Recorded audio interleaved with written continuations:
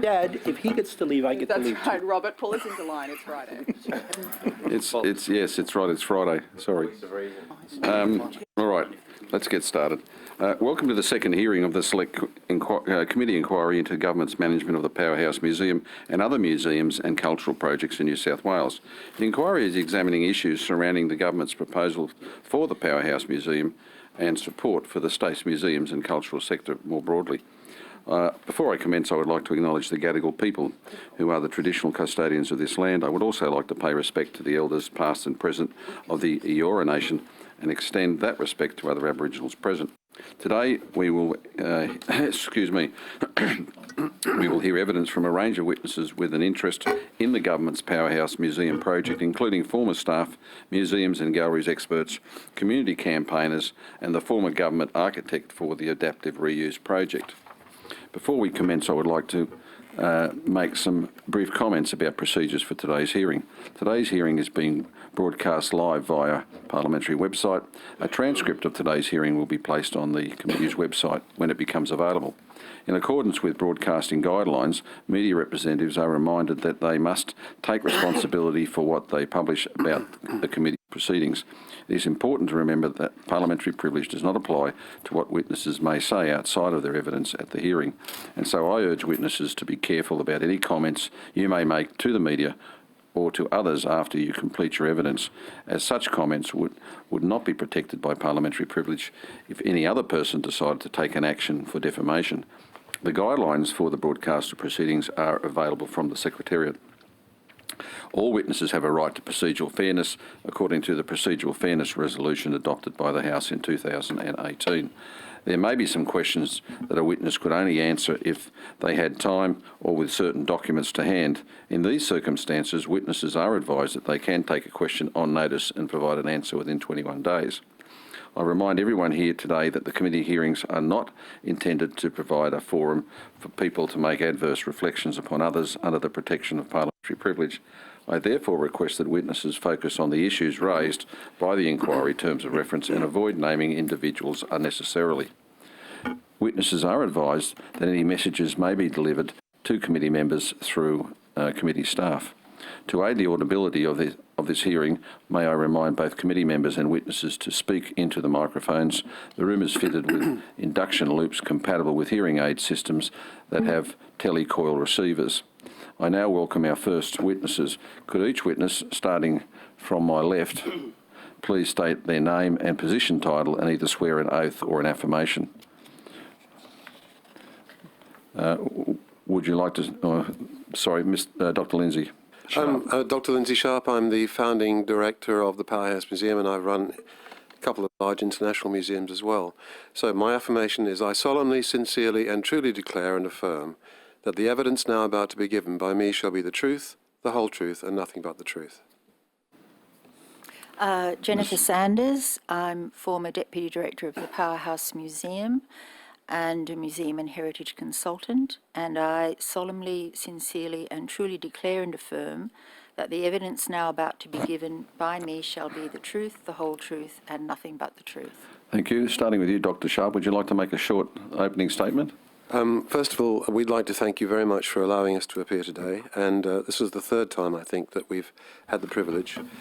I do ask for your patience. I had asked for a little longer period because my role today, on behalf of those who are appearing, is to try to help set a context within which your discussions and your questions might take place. So I'll be slightly longer than most, and I apologise for that.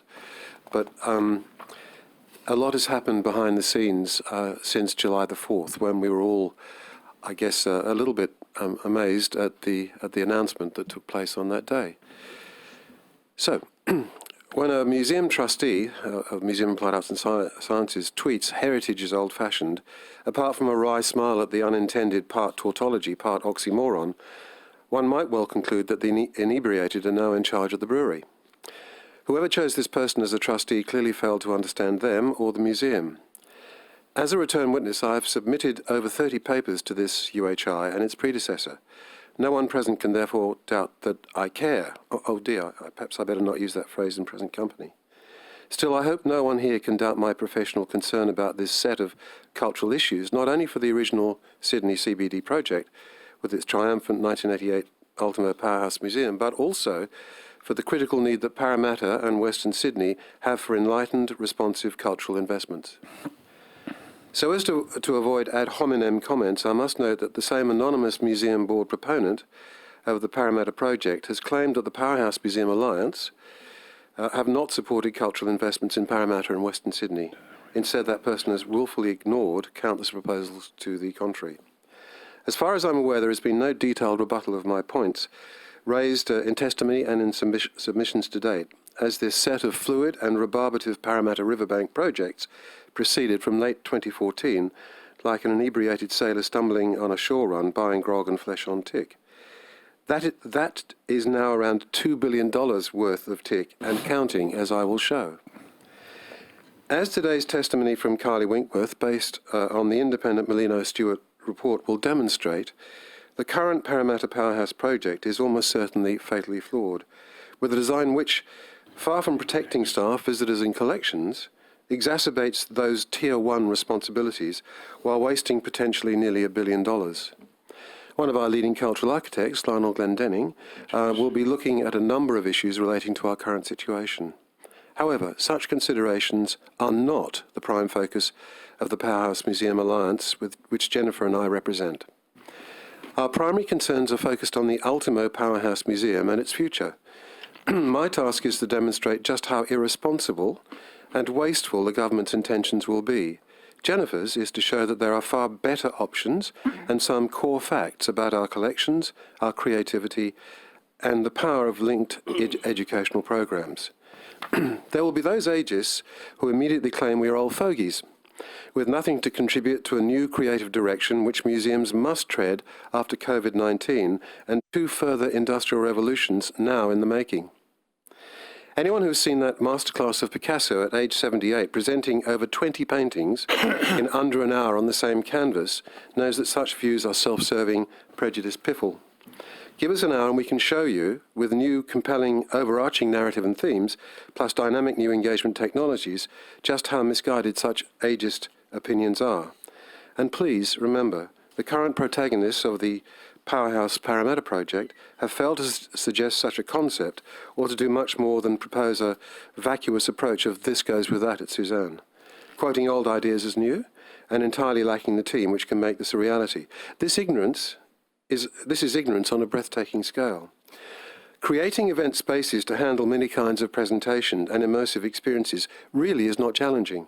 This has been achieved from the ancient Greeks onward. Creating a coherent intellectual and cultural framework for a new museum or renewal of a great international museum, however, after deep community consultation is. Creating effective teams to develop and engage publics in science, technology, engineering, arts and mathematics takes deep experience and sustained recruitment and training. None of this internal team building is in evidence after nearly 6 years.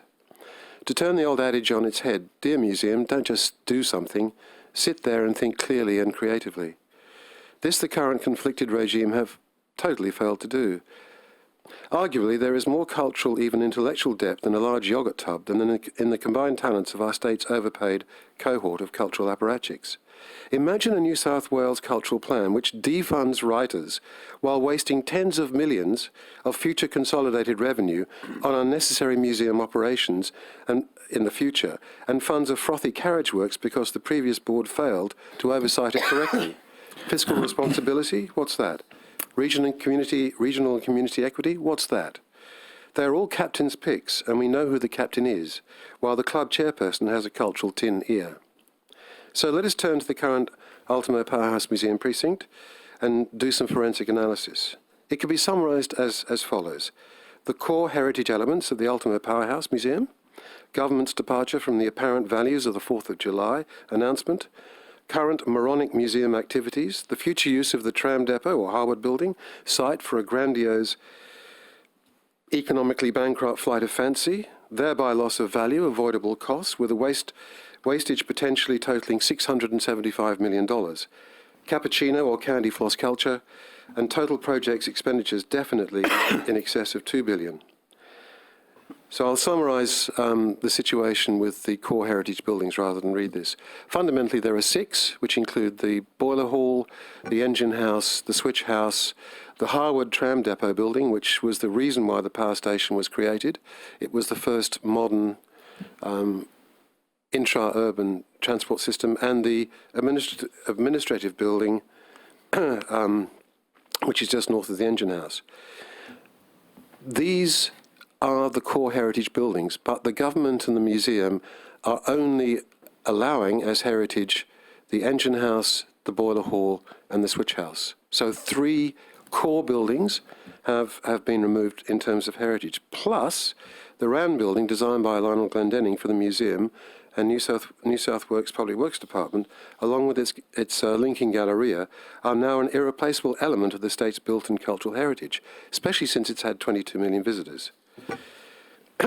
Added to that, there are the very large objects. Again, I won't read this, but essentially, in the engine house, we have the only steamed history displayed of Industrial Revolution power and enginery that take, and including the Bolton and Watt, that take us from the 1780s up to the 1900s. That's the only one in the world, and they are in the totally appropriate spaces.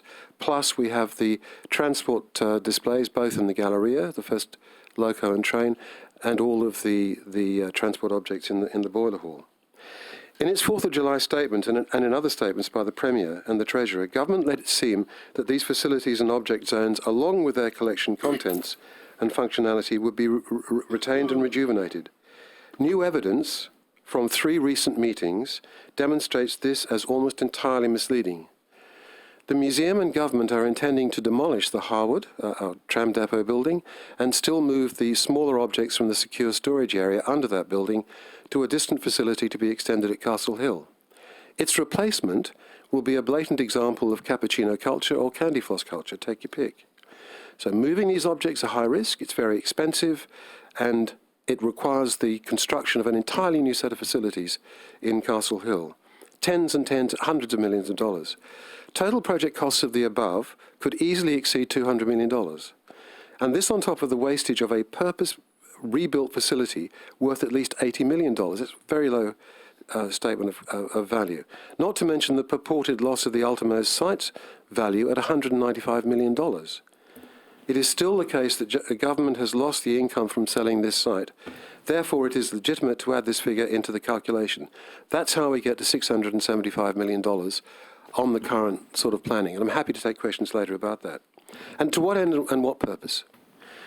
This appears to be because government has some crackpot scheme in mind, not only to demolish the Harwood building and build something else on the site, but also to white box the heritage buildings and even demolish the RAN and Galleria buildings.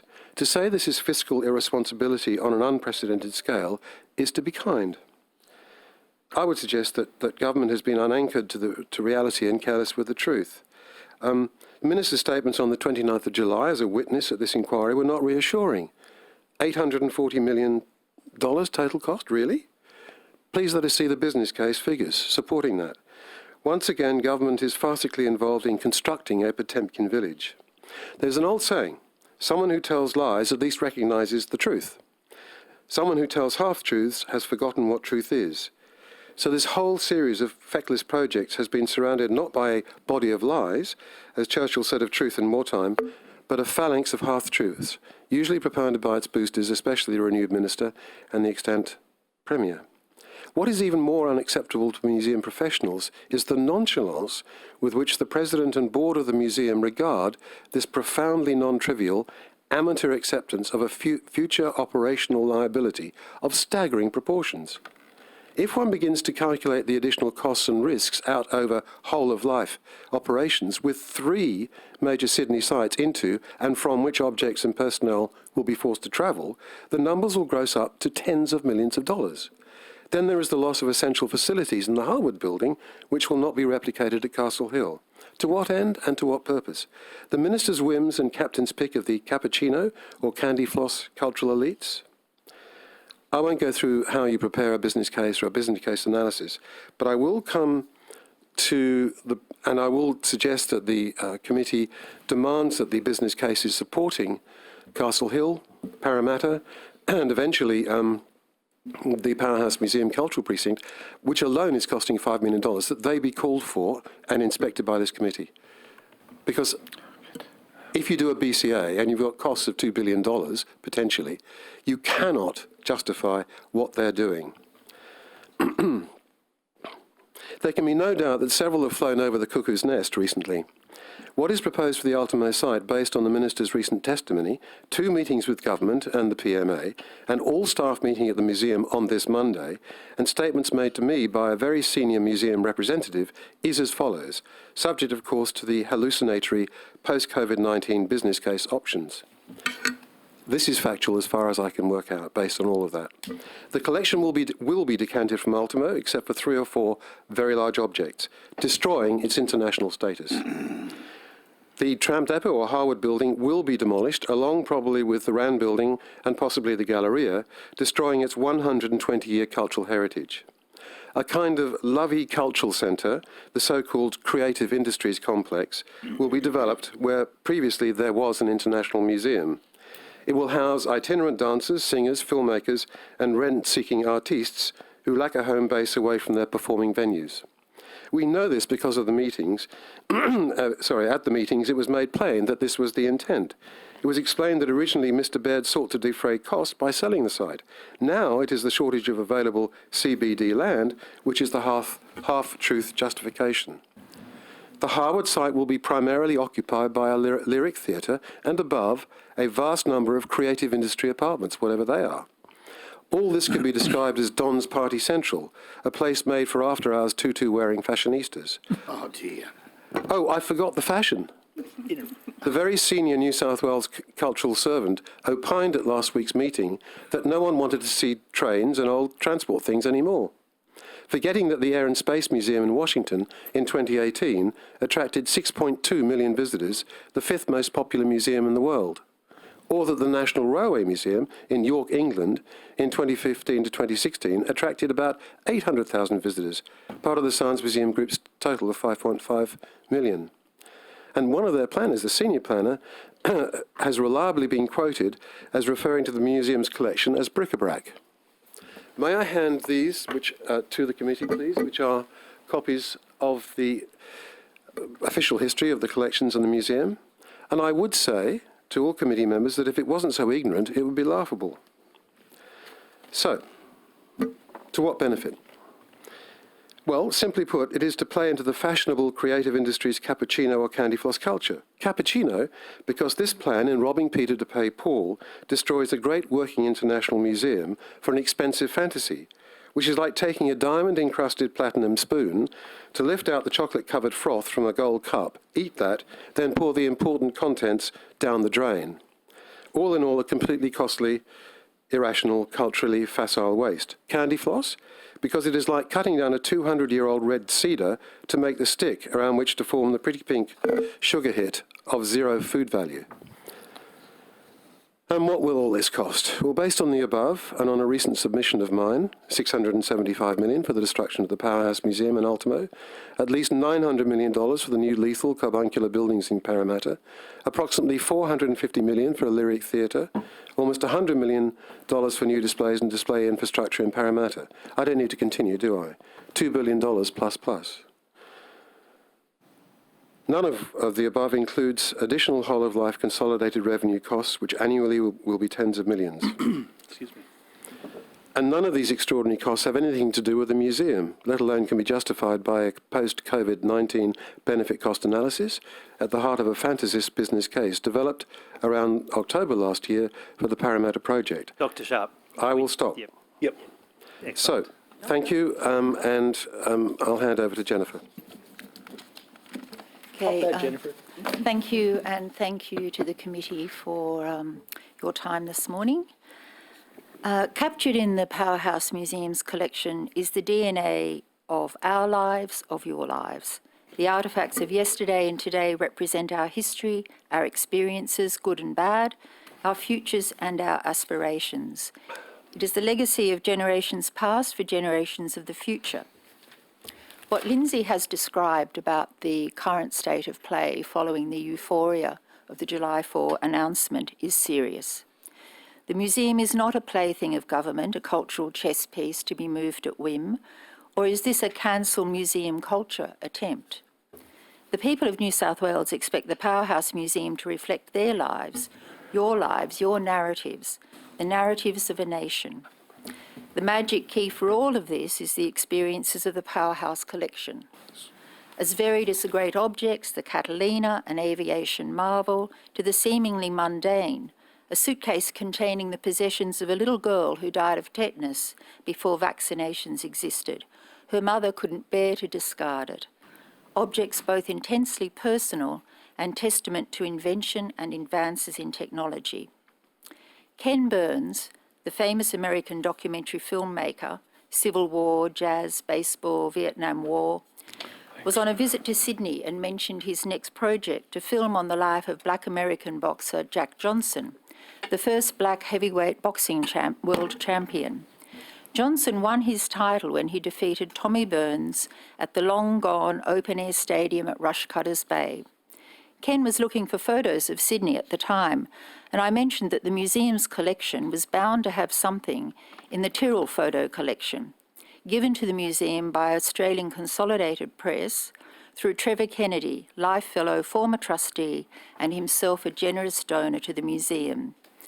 When I checked, the museum did indeed have a splendid photographic panorama of the stadium, taken by Charles Kerry of the fight just before it began. At the time of Ken's visit, objects from the museum's collection were on display in Canberra's National Library, National Maritime Museum, Museum of Sydney, Justice and Police, Broken Hill Art Gallery, Melbourne Museum, and museums in Beijing, Washington, New York, and Hay, New South Wales. It is a collection reaching out to the world. I tell this story as a statement of the priceless value excuse me. Are you okay, Ms. Saunders? I can't believe we are having, after the 4th of July, we thought sanity had prevailed. We thought we had a government that valued our history, our heritage, our culture, and instead we find that it's still insanity is prevailing. I cannot tell you the damage that the last 6 years has done to this great museum. You'll hear this afternoon from Anne Schofield, long supporter of the museum. I can tell you the number of bequests, the people who've donated objects to this museum who would like them back, because they cannot see a future in a museum which, as Lindsay described, has gone west. It has gone west to carriage works. It has gone west to artists and creatives. A museum is about scholarship. It is about narratives. It is about inspiring generations to think about the world so that the world can become a better place. And I'm gobsmacked and embarrassed to be a citizen of a state where a government would destroy in a most uncivilised manner a highly regarded, long-standing, amazing institution. I'll press on. The museum was stimulating curiosity about science and technology with its collection decades before STEM education was an issue. And as for STEAM, the museum from its founding in 1880 has been all about the applied arts and the applied sciences. Since the museum's first move to Ultimo in 1893, the museum has been at the core of a sequence of changes, all strengthening the energy and the identity of this Ultimo locale. It is its heart, and it is planned to become a nothing. When it is substance, it is scholarship, it is history. The museum must be funded and supported, surpassing its influential role as one of the world's leading museums. It must never again be subject to anything like the last 6 years of chaotic governance and leadership, misadventure and misdirection. We have always been prepared to offer frank and fearless advice, even more so now because our goal, which we understood the government shared and which certainly the people expect, people from across the world, not just the people of New South Wales, is the Powerhouse Museum Redux. Needless to say, all our advice is predicated on the museum being significantly enhanced. Anything less would be a betrayal of the generations who've endowed and supported the museum since its founding, and especially the donors and benefactors. The Powerhouse Museum is ideally placed to foster transdisciplinary design thinking across the applied arts and sciences, using narratives and exemplars from the collection to encourage open minds, the study of history, curiosity about the world, about cultures, about other disciplines. At its heart, it is about the power of creative and innovative minds combined with skilled and inventive hands, hand and mind. And its intellectual goldmine is the knowledge base generated by curatorial research and scholarship, which reveals the story behind every object and the links between. Once again, the fate of the Powerhouse Museum is a crossroads, and there is much at stake, the future of one of Australia's great cultural treasures. How many times must it be said that the Powerhouse Museum in Ultimo is not a development opportunity? When will logic, reason and common sense prevail? To conclude, as Ken Burns recounted on his Sydney visit, Vartan Gregorian, director of New York's Public Library, once took him down into the packed book stacks. Think Powerhouse Museum's Harwood Collection store, where, as Ken recounted, Gregorian flung his arms wide and said, "This is the DNA of our civilization." Thank you. Thanks very much. Questions? Dr. Sharp, what makes the Harwood Building so significant and so important that it should be preserved? Two reasons. Excuse me. The first is heritage. The second is functionality. Okay, I'm not a curator. You'll have to explain those two concepts and take us through it. Okay. The Harwood Building was built at the end of the 19th century, beginning of the 20th century. It was linked to the original engine house, which is the smaller part of the northern part of the western major industrial building, and it took people around Sydney on the tram system. When it was offered, the whole site was offered by Neville Wran and Jerry Gleeson and Jack Ferguson, we couldn't believe that we were being given the privilege of working with these huge industrial spaces. Their heritage alone made them perfect to have large objects and tell the history, and exactly as Jennifer has described. Functionality, we couldn't, I mean, my colleagues, when I went around, saw other developments around the world, air and space and so on, they couldn't believe that we could have a workshop, a storage space, a photographic space and so on, literally adjacent to the main display spaces. If you just think about it, anyone who's operating anything, you want to have adjacency. If you've got an airport, you want to have your planes inside hangars which are on the airport, so you can fly the thing. So the costs of actually operating that facility are far lower than they would be. Finally, we also realised that no one was going to offer us ever again 7 acres of CBD, which is perfectly located near Central. So overall, the Harwood Building is absolutely critical to heritage and functionality. But one of the reasons the Harwood Building has historic merit is that it's a New South Wales government project that was completed on time and on budget. As was the Powerhouse Museum. Indeed. 150 years ago. It was amazing to think it was built within less than 2 years It is, at the end of the 19th century. It really is extraordinary, and I think when people first walked through what was then a set of ruins, inverted commas, they couldn't believe how robust those structures were, including the tram depot. It was perfect because you could create a space where storage was underneath and utterly secure, where above that were the workshops, the restoration, conservation, photographic. So they're adjacent anyway, perfect.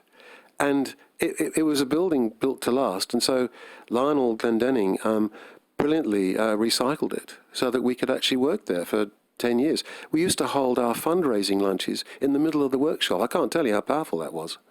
Ms. Saunders, now, I saw the July 4th announcement and I saw the Alliance welcome it. So what's happened since? Well, as I mentioned, our understanding was that the government recognised the significance and importance of the Powerhouse Museum in its entirety and had committed to it continuing to be a museum on that site, in its home, where it has been since 1893. So to hear initially in this inquiry that the minister was talking about a lyric theatre on the site, creative precincts, and then the later meetings where these are being discussed, it's like that's gone out the window, and the recognition of the importance of that museum, which people from across Australia and the world have. That's why we were able to, along with so many other community groups, garner such wonderful support. So do you, Apolitical support, I might add. Yeah. Ross, so do you feel that you've been misled by the July 4th announcement? Well, looking back, I can see that it was a very carefully worded media release. I'm not sure if the committee has seen a copy of the media release, but it would be good to look at it. But that careful wording didn't seem to be in the spirit of the announcement. That's the thing. Dr. Sharp, do you feel the same way? Absolutely the same. And indeed, that's why I made reference to half-truths. My intuitive feeling when I saw the announcement, the words thereof, was that you could run a coach and horses through it. Really what it said was, we'll keep some of the buildings and we'll keep 4 large objects, basically as sort of window dressing or furniture. And that is not what a museum is about, as Jennifer has so beautifully described. Ms Saunders, just on the Harwood Building Okay, and sorry, the minister's Sorry, David.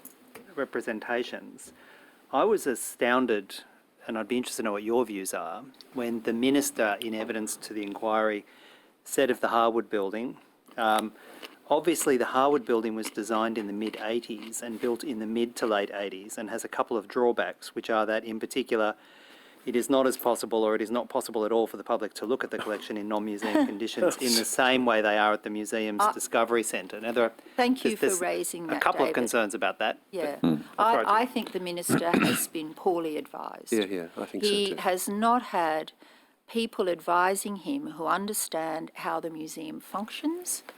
The Harwood Building, as Lindsay has described, it dates back to, I think, 1899. Yep.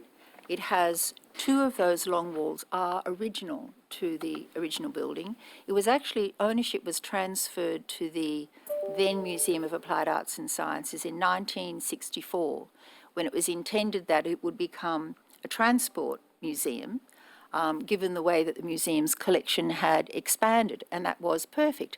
And it was then across the road, down the street, Harwood Building, then Tram Depot Transport Museum. So as Lindsay has described, the opportunity to make that part of the entire museum in 88 was heaven sent.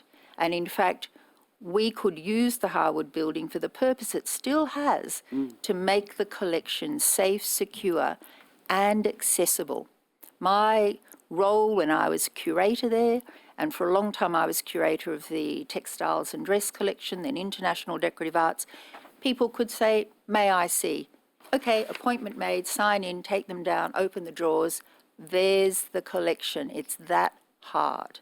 Jennifer, can I add something there? Yep, please do. One of the things about that building is that because it's so open, effectively, you can repurpose it very easily to create a corridor, for example, with display storage down one side, which could change. There's a display space of 1,000 square metres at the southern end, opposite the Geary Building, which is available for temporary exhibitions and events and so forth.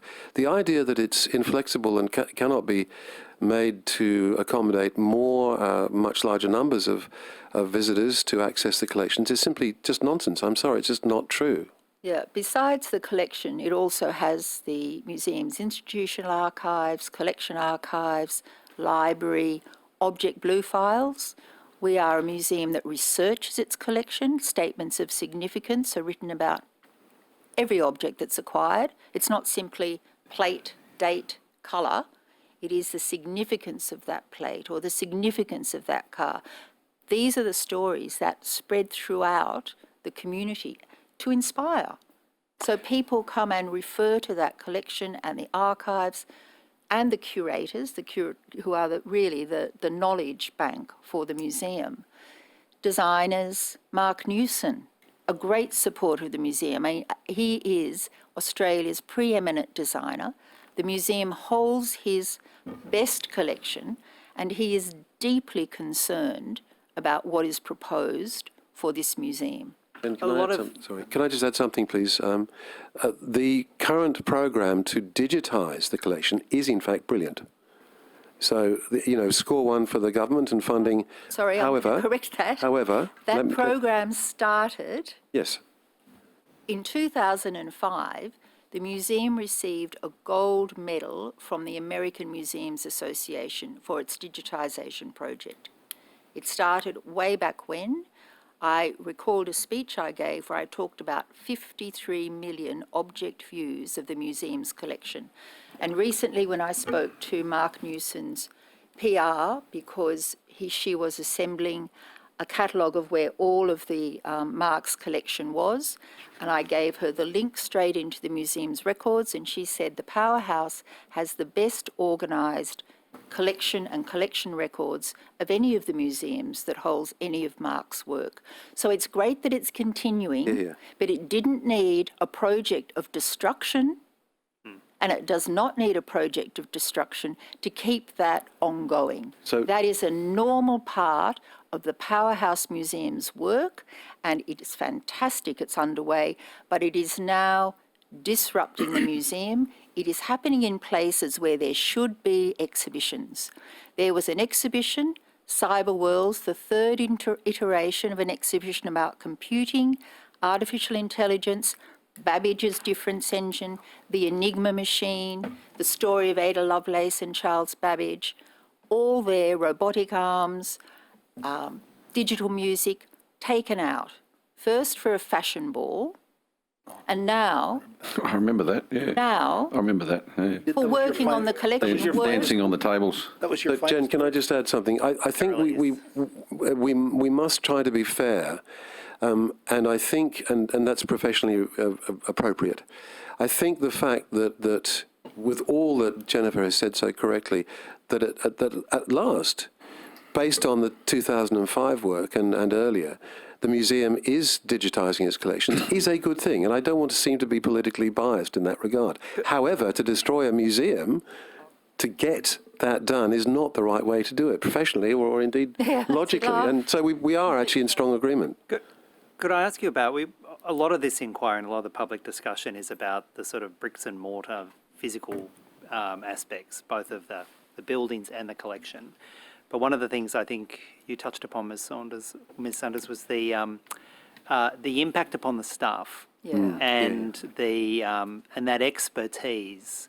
And for example, I was reading about how the Lawrence Hargrave computer was found and then identified and made clear about an extraordinary sort of achievement. That can only be done with highly skilled, specialised staff. What's been the impact on that aspect of the museum? In one of my earlier papers for the last session of the inquiry, but also I alluded to it in this paper, there has been a steady and accelerating drain of expertise out of the museum. People who are highly skilled, understand not just the knowledge bank, but also the nuts and bolts of how you move and handle these important objects. So conservation, registration staff have been so frustrated and disturbed at what is happening. There has been a drain. Those staff that are left who are from a museum profession, because there are many staff coming in now, particularly at a senior level, who have not worked in a museum before. It would be worth the inquiry looking at the management of the museum and their backgrounds. This is a museum. How many times can we say this? Look up the ICOM definition of museums. That's what it is.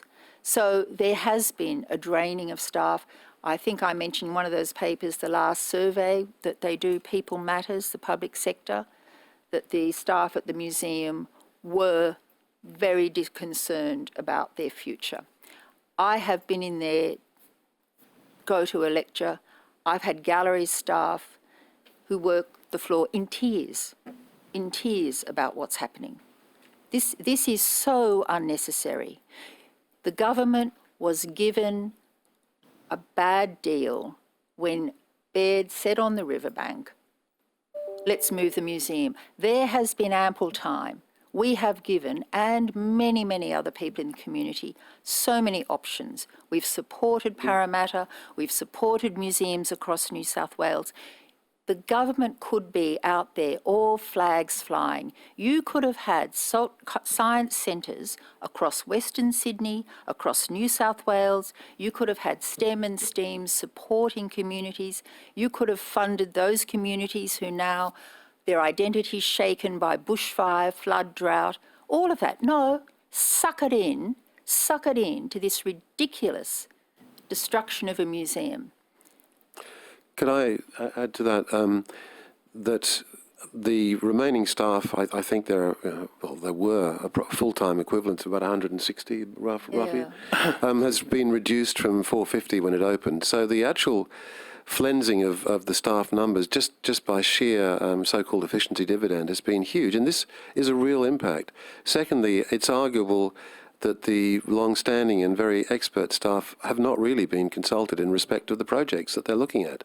Can I ask you, Dr. Sharp, how many hours have you spent since 2014 advocating against this project? Chair, thank you for asking that. I would say that around about 4,000 hours at least. I mean, it's a full-time job, but it's not only advocating against this particular type of destruction, it's actually trying to come up with other options which, as Jennifer has said, the government, we are really not political. I have no party. We really, really, really want the government to win. We want them to do wonderful things. They can. Yeah. With a fraction of the money they're spending, the whole of New South Wales could benefit. But we're having I would describe it as irrational and fiscal irresponsibility. I really would, and I'm happy to justify that. Please, ask me difficult questions. I'm happy to do so.